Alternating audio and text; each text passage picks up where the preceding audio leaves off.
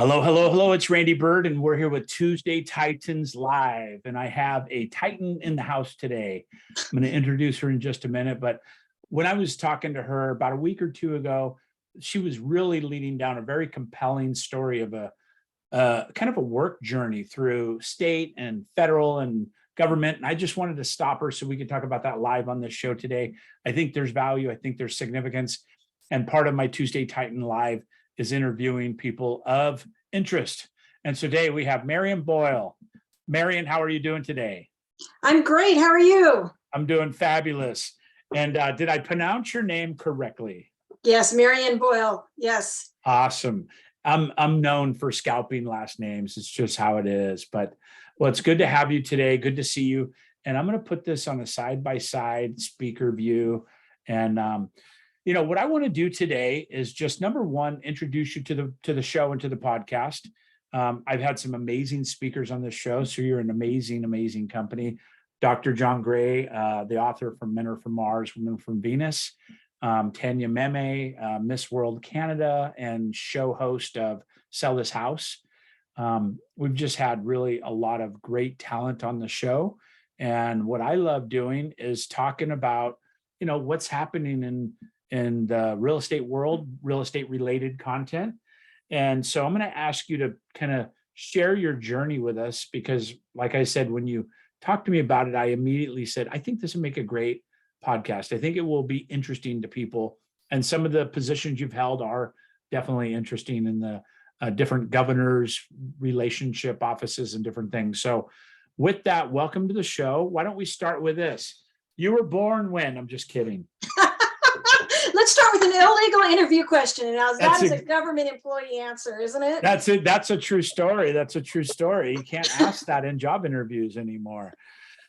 So let's walk me back to, well, first of all, what do you do now? What's your current title situation? And what are you doing now? Both in, I know you're in real estate.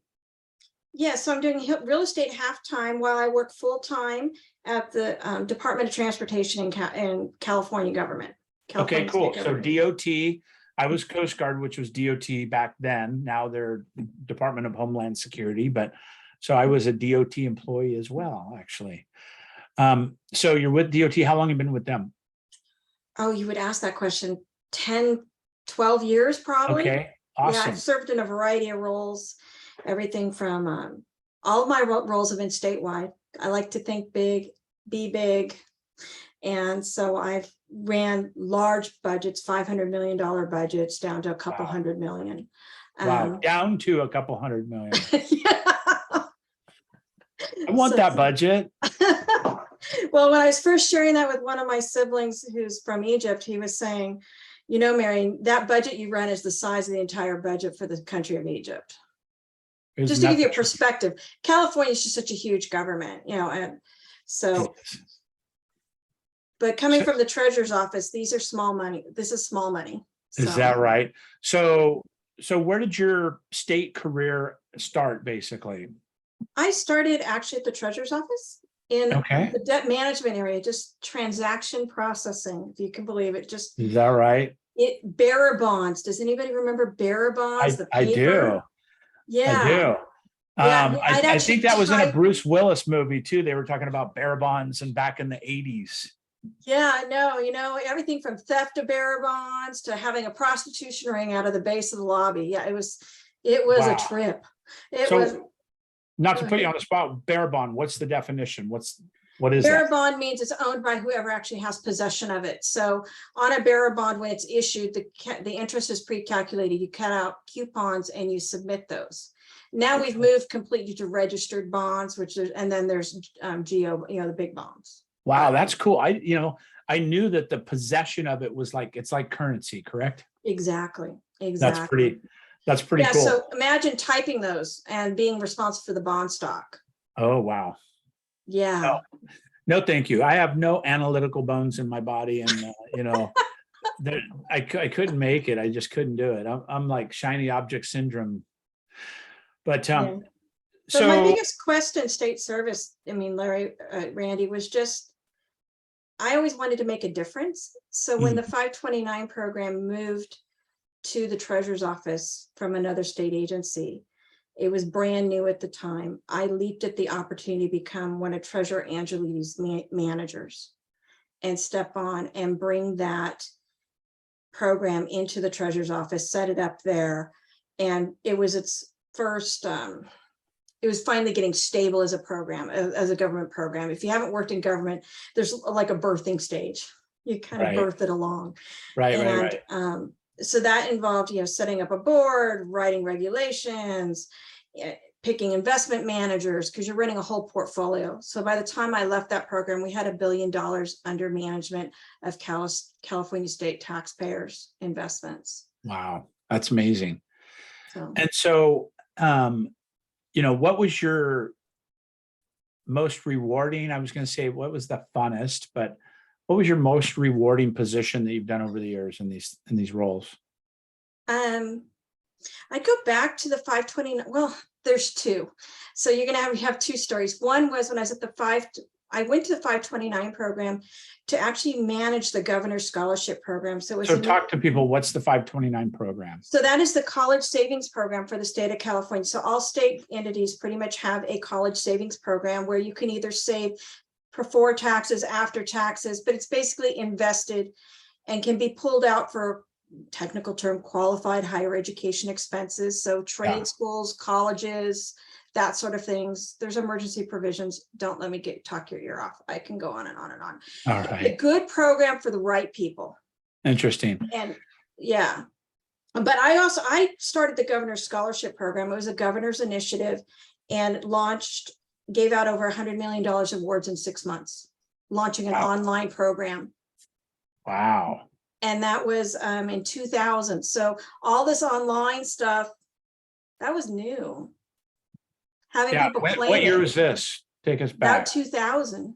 Wow. Okay. That's not that long ago, really. Well, I mean, because you got 22 years ago. I guess that was pretty early for this kind of a movement. Yes, because it was right around 9/11. It was, I relate everything to when my son was born. I was in the treasurer's office when 9/11 happened. Is that right? Yeah. And I knew people there because of the nature of the work. Oh, in the World Trade Center, you mean? Yeah. Oh, we actually had staff there. Sorry to hear that. Yeah. So isn't it interesting? Everybody remembers exactly where they were in that moment in time. And there's probably a few things in history that has that effect on people. I remember me for sure. I remember the exact moment, exactly what happened, exactly where I was. And it's interesting. A lot of people lost their lives in that day. Yeah. So working in the state at that time, and I've had buddies that have been the governor's security detail for, Brown, Schwarzenegger, Brown again, and many. I've had friends that are in those capacities. I get to hear some of the stories along the way, which are pretty intriguing by themselves. But for you, when we talked, you had a couple roles that you've been in over the years. Can you just talk about those and kind of walk us through that? Yeah. So at the governor's scholarship programs, in that role, that was actually my most fun role, in the sense that I went out and in public spoke, and I would have multiple translators out there. I'd be in inner city LA schools doing sign language and pretty much it felt like everything. It was like I'd have an Asian dialect over here, Spanish over here. I can barely do English half the time. So I mean, this was, and I don't English very well. Yeah, exactly. So, and and it was really nice because I would talk to people that never thought that their children could go to trade school or could go on to higher education. And it wasn't a lot of money we were giving, but it was just a little bit of incentive. Yeah. To help them get started. That's and cool. Help them think about a grant. Was it a grant program? It was actually a scholarship, a full-on scholarship. So you don't have to pay it back, basically, right? It was giveaway. That's amazing. And so that was. I'm a veteran. I know there's a lot of veteran organizational benefits and things as well. Yeah, no, it's, and the things we can do to help people look that they can still have hope is just so incredibly important. I got that from you when we talked before. You talk a lot about hope and a lot about contribution, and it struck out to me, and we're new in our relationship, and you're with eXp Realty as well as I am. So we've aligned that way, and I'm very blessed to have a lot of brain power in my organization. I really do. And that's one of the reasons I wanted to highlight you. But you come from a place of a servant's heart.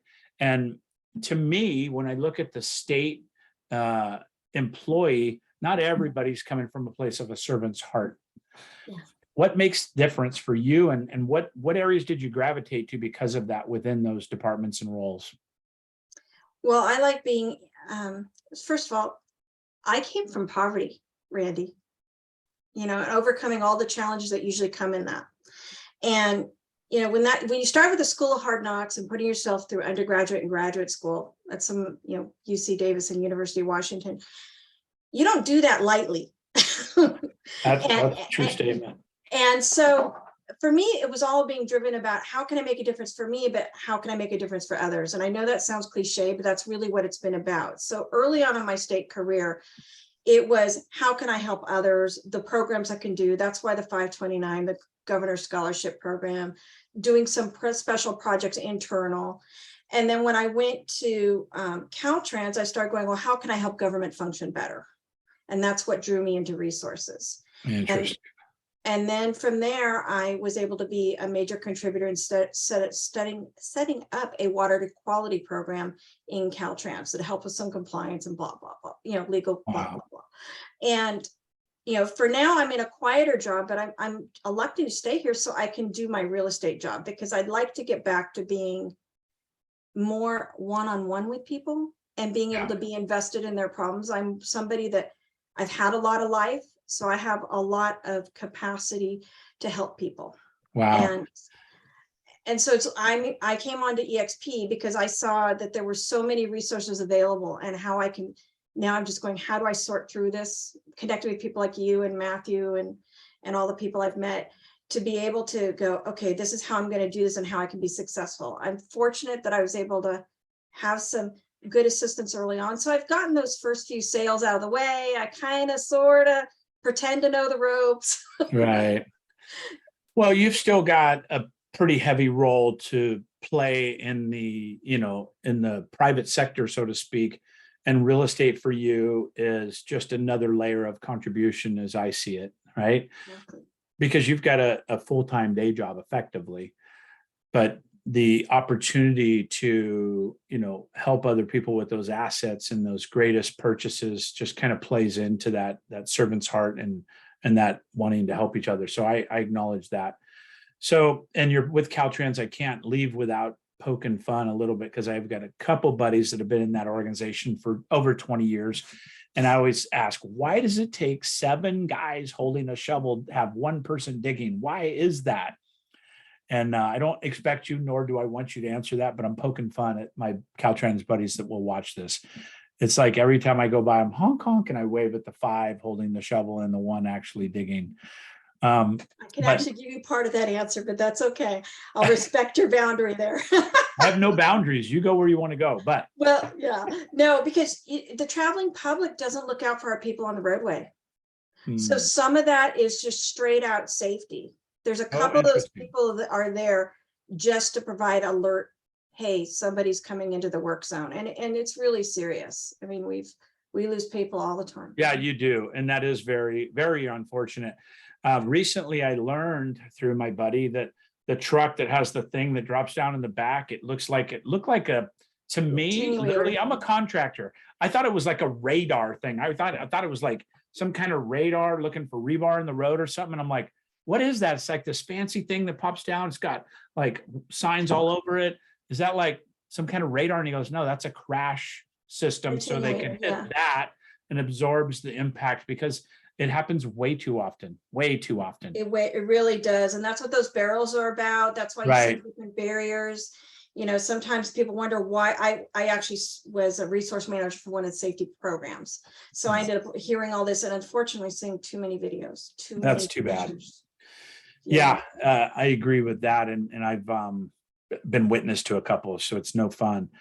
And, I was in construction working in highway and working on the roads and things. And it's incredible. You could put everything up, but they still drive 75 mile an hour 2 feet away from you. And, it's just slow for the cone zone, right? Exactly. So you were weren't you in the governor's office? Is that accurate? Well, when I was running the governor's scholarship programs, I would actually interact with the governor's office on a daily basis, mainly the Secretary of Education. When I launched the program and overcame all the odds, blah, blah, blah, Governor Davis sent me a personal email thanking me. Really interesting. And when you're in regular dialogues with cabinet officials, it's a different communication. And when I'd go from having that communication to going down and talking to Treasurer Angelides or his chief of staff or head legal counsel, because there's a lot of legalities in doing those types of work. Of course. And it's a lot of late nights, and that's where I go. That ability to just suck it up and get it done is part of what real estate needs. Yeah, that's true. They do have some similarities. So what is the future for, Marian, as you look at, what mark do you want to leave on your profession as I don't know how long it is before you start sunsetting your state career and what that looks like, but what mark do you want to leave on the world as you leave there? You've done a lot of things, you've accomplished a lot of things, you've written things that are in place, right? Oh yeah, written many regulations, I've written laws. Is that right? Oh yeah. Yeah, from the civil service side, which is a different animal. I've of course written many technical reports and budget amendments, blah, blah, blah, blah, blah. So but I think when I'm leaving state service, that's one of the parts I'm really challenged by right now, because in Caltrans, there's a large commitment now to improving everybody's right away. There's a whole broadband, and there's just creating more equity in transportation for everybody, not just the disabled, but people disadvantaged. So there's starting to be promotional opportunities where I could make a small imprint before I leave. Interesting. One more imprint, and I keep being tempted, but then I go for the rest of my life, because I'd like to have the balance that real estate offers for me. So, and I'm looking at, in about 18 months to 2 years, hanging up my state hat and committing to real estate 100%. So I'm in a stage where I want to start building the business. Yeah. I'll be in the blessed spot, fortunately, because I've already worked a long career, where I can enjoy the benefits of the real estate without the pain that I hear so many realtors talk about, that EXP actually is designed to help soften. And for me, it's all benefits. Yeah, it is. And with you, after a long distinguished career, you might get a going away party. You might even get a gold watch, as they say, kind of jokingly. But the reality is there's also retirement benefits, there's compensational benefits, there's health benefits that continue on. There's a lot of things that happen from putting in a long career in the state.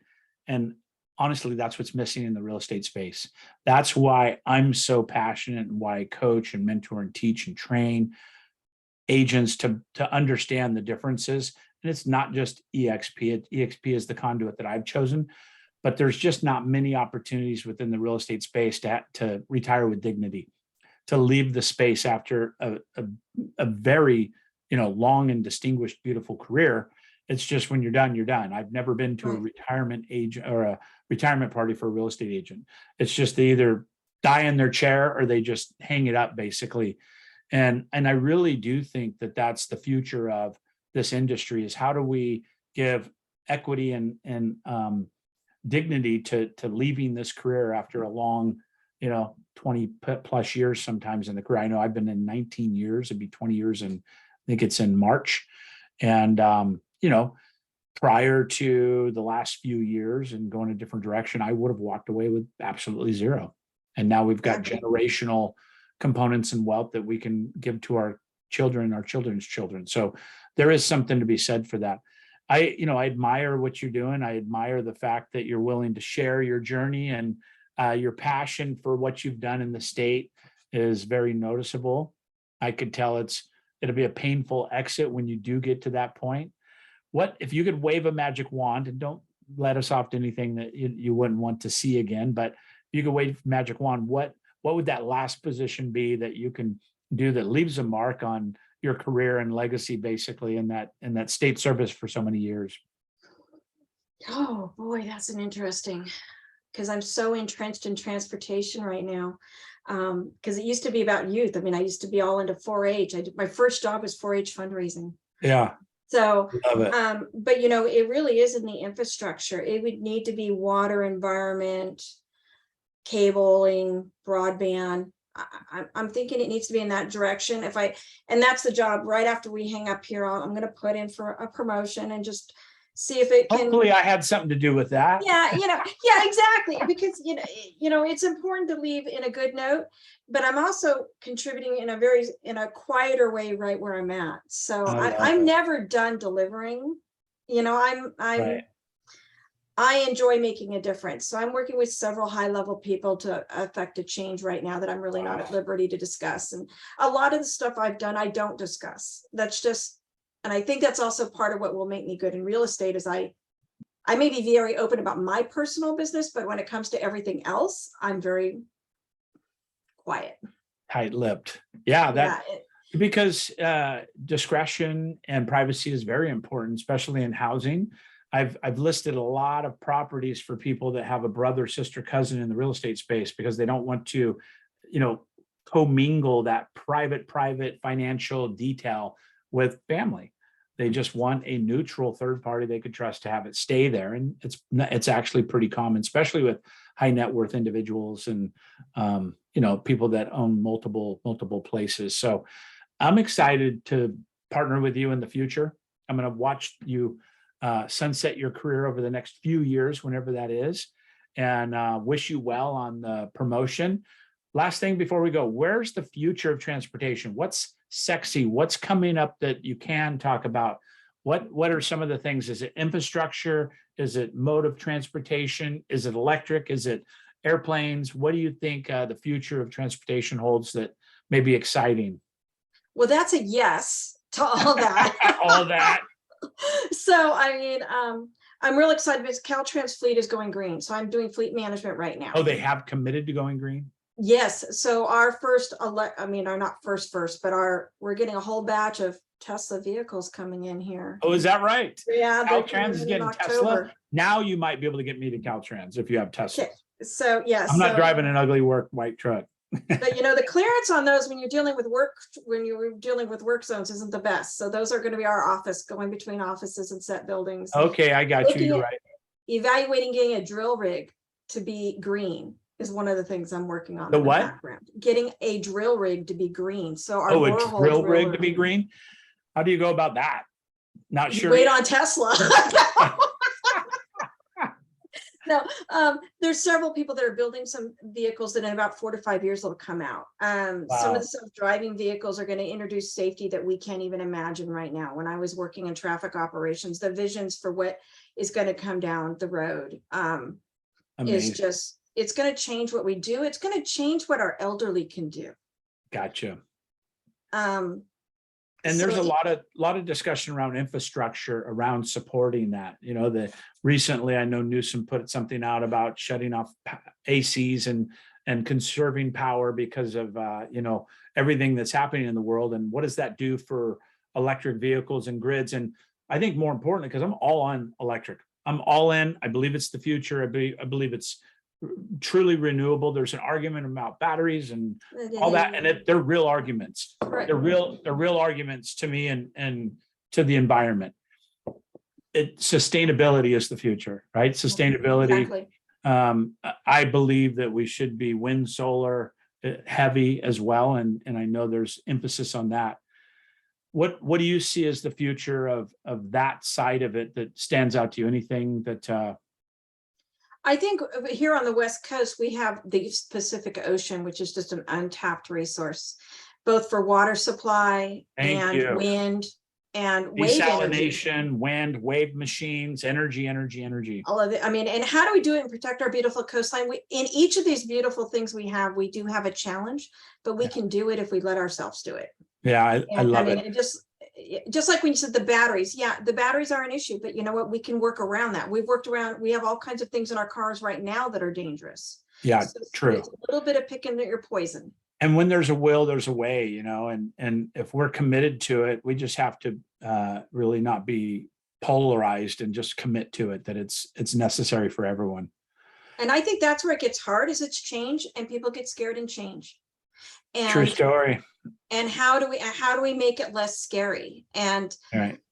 usually you just drive into it and you share the bumpiness, but we're so accustomed to being polarized in this world instead of working together and understanding we have differences. Yeah. Or maybe a common goal of we all want to leave a healthy planet for our children and grandchildren. And how do we get there? Because right now what we're doing isn't sustainable. I mean, I think we can agree to that. So, Yeah, I certainly can agree to that. And I'm obviously a military guy. I love my country. I'm very patriotic, and we've got to get back as a people, as one, right? And yeah, maybe even as a human, because it's I love Elon Musk and what he's doing about Occupy Mars and just changing the mindset of around that. Hey, we need to be friendly to our neighboring planets as well, not just our planet, right? exactly. And probably my other big thing, Randy, is what about a little bit of grace in this world? Yeah. Just a little bit. Yeah. If everybody just put a little bit of grace in front of everything they said. It's true. Love will lead the way. So, and that's how I work in state services. I'm that quiet. I'm not that quiet, but I'm a little bit of an introvert. I'm like I'm a closet introvert. Gotcha. And so I like being in the background and I help the powerful people succeed. Oh, I love that. Well, it's been a pleasure having you. I really appreciate you. I kind of cut you off when we were doing a little interview the other day going, whoop, stop. I want to hear this story live. I think it was valuable. I know other people will get value out of it. I appreciate you. Thanks for partnering and us to support your journey, both with public service and contribution and, impacting people through real estate in the future. Thank you. Awesome. So are we done yet? We're done. Any last words before I stop the recording? Well, actually, no last words, but I was wondering, Randy, in all the beautiful media things you're doing, and is there an opportunity for you to look at a couple 5 agents, it doesn't even have to be, but a few, and do a little chronicle of their journey over the 2 years of building their business? Because we have it with the icons and them telling their stories, but that one or two rung lower. Yeah, I think that's a great idea. And I think we can probably put something together like that with a couple agents that have been through that. Because it applies to all people looking at real estate as a career and what that scale looks like. And especially as a coach, I'm always trying to dissect and reverse engineer a real estate career. There was a gentleman that was just featured in one of the mailings that we received just last week, and I was looking up his name, and it had some really, whoever wrote the article did an excellent job. Besides his career being, starting out struggling like so many of us do, yeah, to then propelling and then getting that magic, whatever that discipline was for him. Yeah. And then he got to a level of status that he's happy, and you can always go further and further and further. Yeah.